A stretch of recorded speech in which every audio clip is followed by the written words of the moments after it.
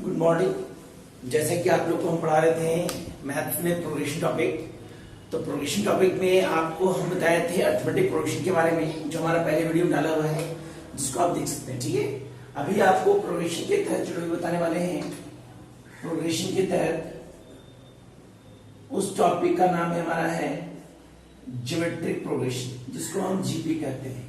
हिंदी में इसको कहते हैं गुणोत्तर श्रेणी। क्या कहते हैं? गुणोत्तर श्रेणी। तो जैसा कि आपको हम बता चुके हैं कि प्रोग्रेशन जो होता है इसका मतलब सीरीज होता है, अर्थात श्रेणी होता है। जो भी नंबर्स होते हैं वो प्रोग्रेशन की तरह होते हैं। उस प्रोग्रेशन को 3 पार्ट में बांटा गया है, एपी, जीपी, एचपी। तो एपी जो होता है ये अरिथमेटिक प्रोग्रेशन होता है, जिसके बारे में आपको हम पहले बता चुके थे कि अरिथमेटिक प्रोग्रेशन जो होता है 2 नंबर्स डिफरेंसेस बिटवीन इक्विवेलेंट, 2 संख्याओं के बीच का मान जब आपस में बराबर हो तो मेरा एपी कहलाता है।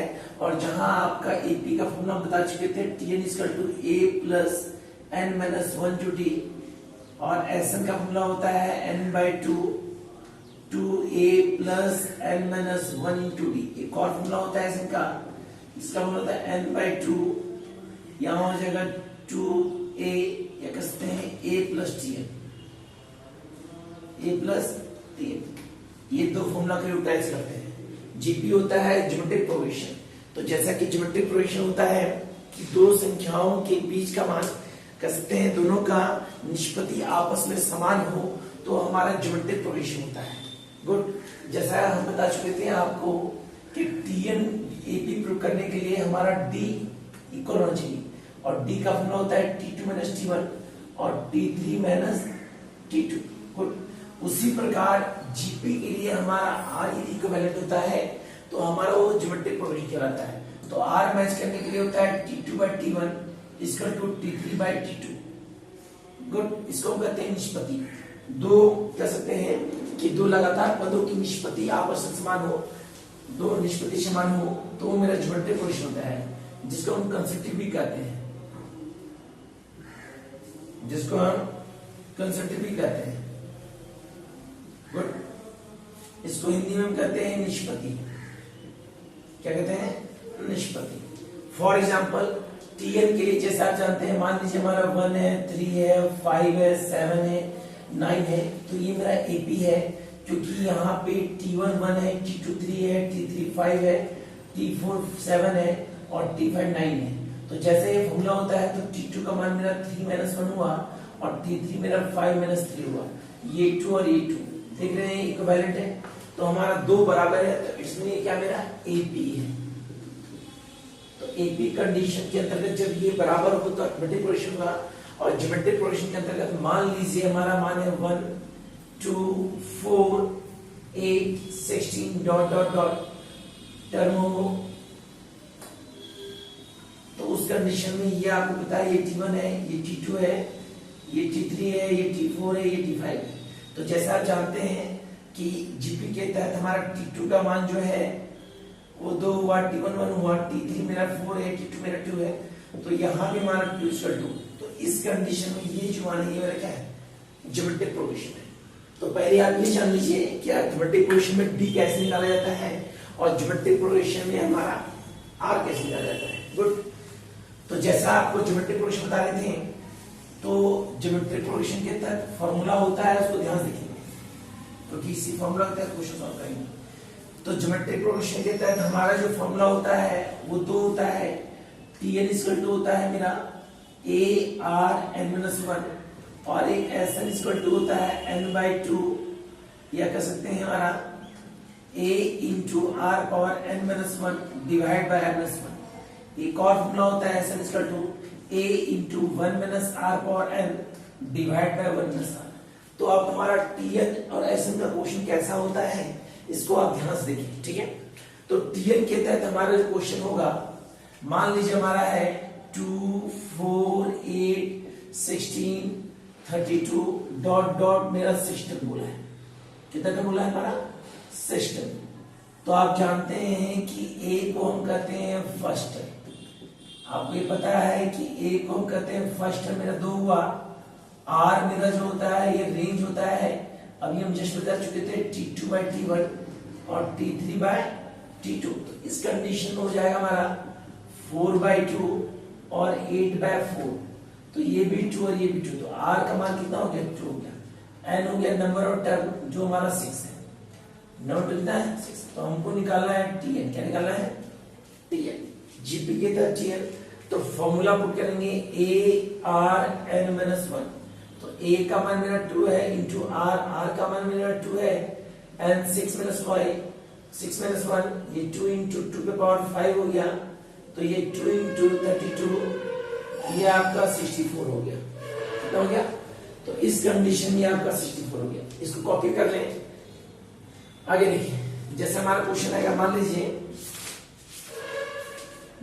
हमारा क्वेश्चन हो जैसे ये, मान लीजिए हमारा क्वेश्चन है 1√33 बोला है आपको जीपी निकालने के लिए। क्वेश्चन है 1√33 तो इस कंडीशन में A का मान 1 हुआ, R का मान √3 हो गया और हमारा Tn का मान हो गया 81। हमको निकालना है नंबर ऑफ टर्म। तो सबसे पहले हम जानते हैं Tn का फॉर्मूला होता है ARn-1। Tn 81 हो गया। ये A का मान 1, R का मान √3 पावर n-1, ये 81 ये √3 पावर n-1 हो गया। अब हमारा कंडीशन ये 81 को हम क्या करेंगे? एलसीएम निकालेंगे और एलसीएम 3 से निकालेंगे। तो आपको पता होना चाहिए कि 3 को हम 4/2 करते हैं तो मेरा 81 होता है। ये √3 पावर n-1 अपनी जगह रहेगा। अब आपको ये पता होना चाहिए कि 3 कब होता है? जब हमारा √9 होता है। तो आपका प्रश्न होगा सर ये √9 क्यों लिखे? क्योंकि कंडीशन को रूट में लाना है। तो √9 और √9 ये अपनी जगह होगा √3 पावर n-1। आपको ये पता होना चाहिए कि √9 कब होता है? जब 2 बार √3 होता है। तो 2 2 2 2 4 हो गया, 8 बार हो गया तो √3 पावर 8 हो गया और यहाँ हो गया √3 पावर n-1। √3 कट गया, कंडीशन यहाँ हो जाएगा 8 = n-1, 8 + 1 = n। तो n का मान एक्चुअली कितना आंसर हो गया? 9। तो इस कंडीशन के तहत हमारा क्या है? एपी का क्वेश्चन सॉल्व हुआ। कुछ और क्वेश्चंस हैं, उसको ध्यान से देखेंगे। जो भी बता रहे हैं इसको आप ध्यान से देखें, ठीक है, जिससे आपको प्रॉब्लम नहीं होगा।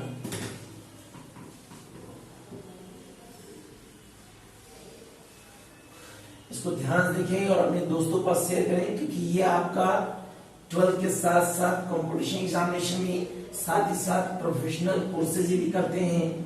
तो उसमें आपका मैथ्स टॉपिक में ये आपको पढ़ना पड़ेगा। गुड। तो इसके तहत हमारा मान लीजिए क्वेश्चन है,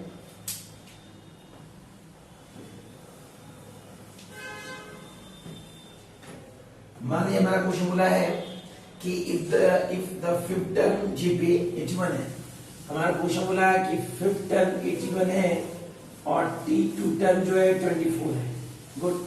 तो हमको बोला है प्रश्न निकालने के लिए first term and range R। Good. तो सबसे पहले हम कंडीशन क्या करेंगे? हमको ये पता होना चाहिए कि Tn का फॉर्मूला होता है AR-1। यहाँ लिखेंगे T5 AR5-1। ये 81 हो गया, यहाँ हो जाएगा A⁴।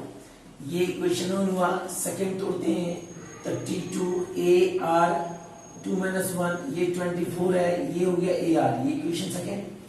अब करना कुछ नहीं, यहाँ लिखेंगे equation first and second divide करेंगे। तो करना कुछ नहीं, जो बड़ा मान ऊपर लिखेंगे 81/24 = AR⁴ AR, A कट गया, 3 काटते हैं 27/3 ये हो जाएगा R⁴ - 1। गुड। अब करना कुछ नहीं, यहाँ लिखेंगे 27/8 यहाँ हो जाएगा R⁴। अब कंडीशन 27 और 8 जो है उसको हम क्यूब में ना तोड़ना है। तो पहले आप नंबर्स 1 से कीजिए। 1 से नहीं होता है, 2 से होता है, 3 में 8 और 3 से होता है क्यूब 27। तो 3/2 पावर क्यूब R⁴ करेंगे। अब ये क्यूब और क्यूब कट गया तो R का मान हमारा 3/2 आया। ये जैसे आएगा इस इक्वेशन 1 पुट कर देंगे। इक्वेशन 1 का मान हमारा जो है वो है AR⁴ = 81। तो AR का मान है 3/2 पावर 4 81। तो A × 81/16 81। यहाँ a equal to 81 into 16 divide by 81 कर दिया, a का मान 16 और r का मान हो गया हमारा 3/2। गुड। तो इस सीक्वेंस में इस तरह के क्वेश्चन में सॉल्यूशन इस प्रकार करेंगे। गुड। अब आपको बताते हैं एसएन के तहत क्वेश्चन। इसमें एक और क्वेश्चन है टीम के तहत, ध्यान देखिए सर, जो आपको बार बार रिपीटेड रहता है वो क्वेश्चन क्या है, देखिए ध्यान से। मान लीजिए प्रश्न में कहेगा कि जीपी के 3 टर्म जो हैं, जैसा कि एक में बताए थे 3 टर्म, उसी प्रकार जीपी का 3 टर्म बोला है, जीपी का 3 टर्म कुछ बोला है, 3 टर्म, उसका मान बोला है हमारा 1000। गुड। और हमारा योग बोला है नंबर्स, योग एड, वो बोला है हमारा 35। गुड। तो जैसा कि जीपी का 3 टर्म जो होता है तो लिखेंगे लेट फर्स्ट टर्म, तो फर्स्ट टर्म हो जाएगा a by R, second term a, then third term a by are,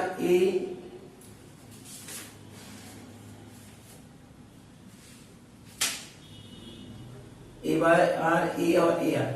good. तो पहला बोला है मल्टीप्लिकेशन बोला है, तो लिखेंगे गुणनफल बोला a by R, a into A R, क्योंकि प्रश्न में बोला है कि जीपी के 3 टर्म का गुणनफल जो है 1000। गुड। तो यहाँ r और r कट गया, तो a पावर क्यूब जो हो गया वो हो गया 1000, तो a power cube equal to 10 power cube, तो a का मान कितना हो गया 10।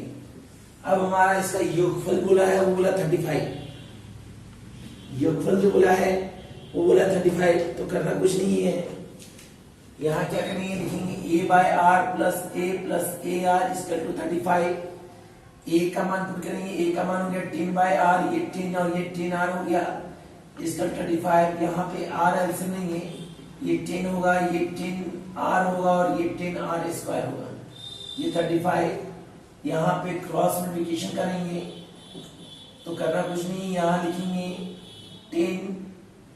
10 आर और 10 R square equal to 35 R. अब करना कुछ नहीं है, यहाँ पे इसको गुणनखंड में तोड़ेंगे तो 10 R square plus 10 R minus 35 R plus में 10 इक्वल टू 0, तो 10 आर स्क्वायर माइनस में 25 R plus 10 equal to 0, 5 cancel लेते हैं तो 2 R square minus 5 R plus 2 equal to 0, तो हमारा बचा 2 R square minus 5 R equal to 2 equal to 0।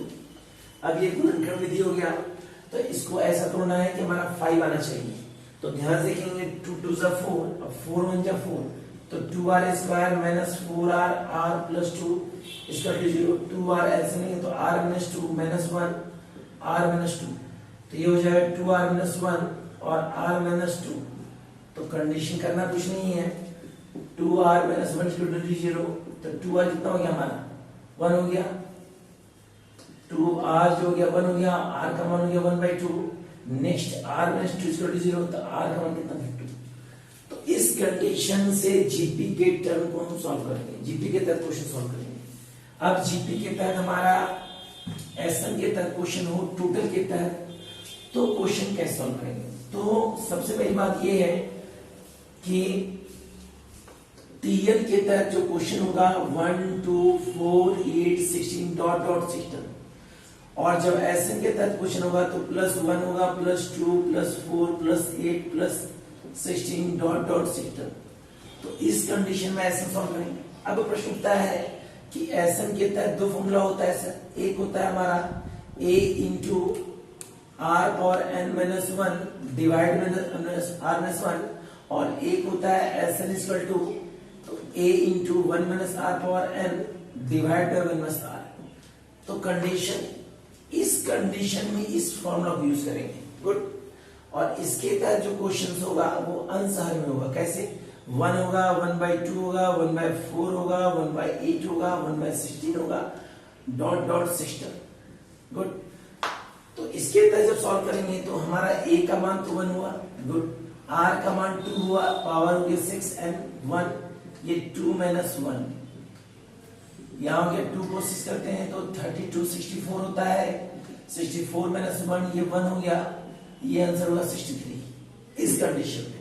और ऐसा कंडीशन में तोड़ते हैं तो आपको ये पता है a का मान 1 हुआ फर्स्ट, 1 माइनस r का मान 1/2 पावर n का मान 6 हुआ, डिवाइड बाय 1 माइनस 1/2, क्योंकि r 1/2 ही है।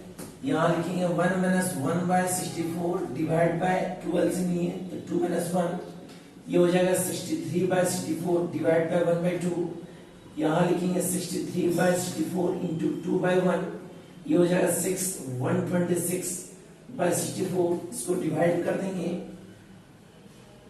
तो हो जाएगा मेरा ये 2 6 63, देन ये हो जाएगा 2 3 6 32, तो आंसर हो जाएगा 63 डिवाइड बाय 32।